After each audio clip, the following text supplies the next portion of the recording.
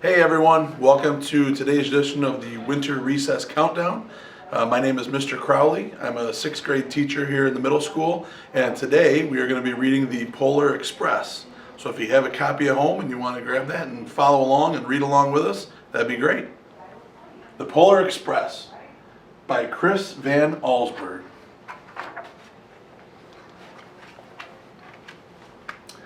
On Christmas Eve, many years ago, I lay quietly in my bed.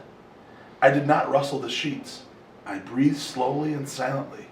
I was listening for a sound that a friend had told me that I'd never hear, the ringing bells of Santa's sleigh.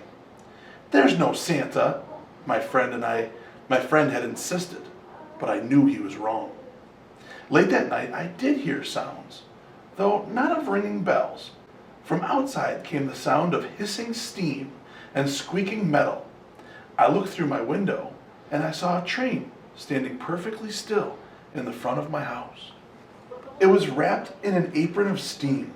Snowflakes fell lightly around it.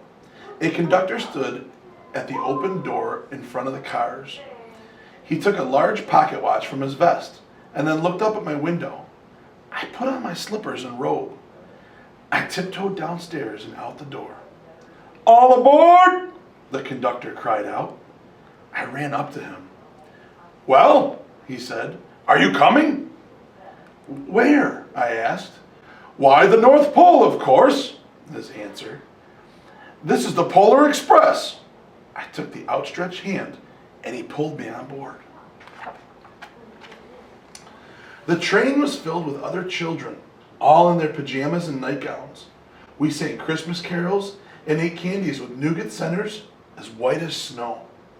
We drank hot cocoa as thick and rich as melted chocolate bars. Outside, the lights of towns and villages flickered in the distance as the Polar Express raced northward.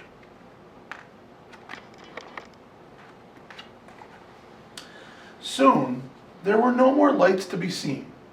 We traveled through cold, dark forests where lean wolves roamed and white-tailed rabbits hid from our train as it thundered through the quiet wilderness.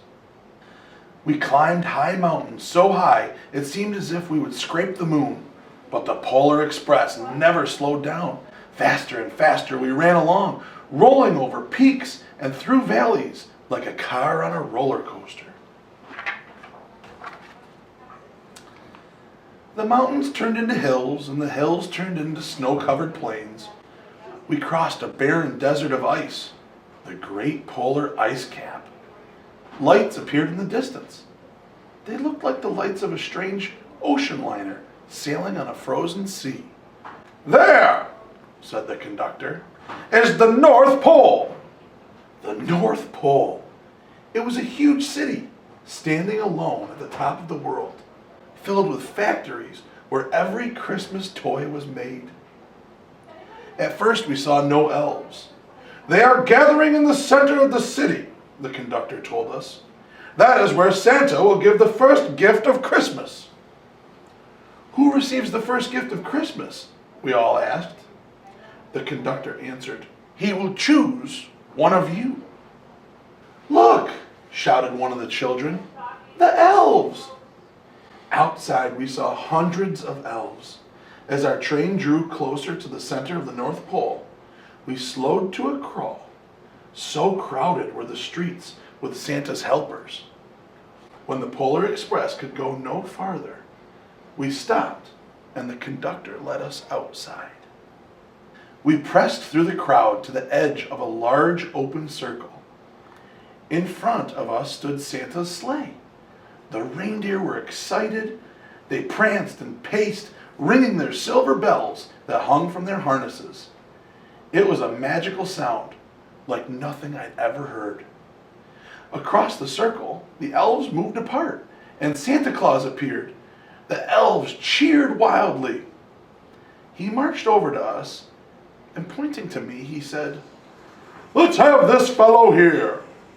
He jumped into his sleigh, and the conductor handed me up.